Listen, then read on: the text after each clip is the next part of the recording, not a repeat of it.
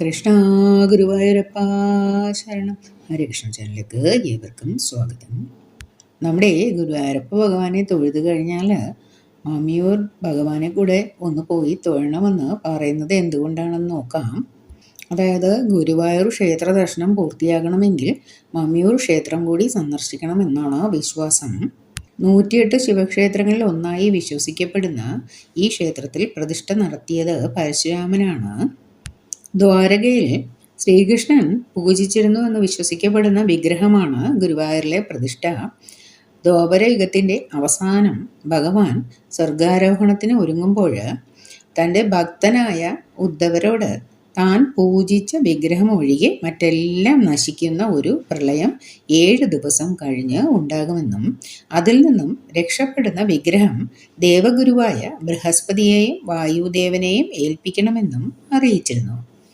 അപ്രകാരം കടലിൽ നിന്നും എടുത്ത വിഗ്രഹം ഉദ്ധവർ ദേവഗുരുവായ ബൃഹസ്പതിയെയും വായുദേവനെയും ഏൽപ്പിക്കുകയും അവർ ഭഗവാന്റെ വിഗ്രഹവുമായിട്ട് പ്രതിഷ്ഠിക്കാനായി യോജിച്ച സ്ഥലം അന്വേഷിച്ച് പോവുകയും ചെയ്തു.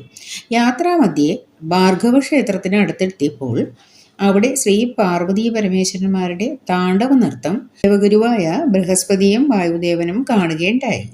തുടർന്ന് പാർവതി പരമേശ്വരന്മാരുടെ അനുമതിയോടെ വിഗ്രഹം അവിടെ തന്നെ പ്രതിഷ്ഠിച്ചു. ഗുരുവായ ബൃഹസ്പതിയും വായുദേവനും ചേർന്ന് മഹാവിഷ്ണു പ്രതിഷ്ഠ നടത്തിയ സ്ഥലം ഗുരുവായൂരും അവിടുത്തെ പ്രതിഷ്ഠ ഗുരുവായൂരപ്പനുമായിട്ട് മാറി.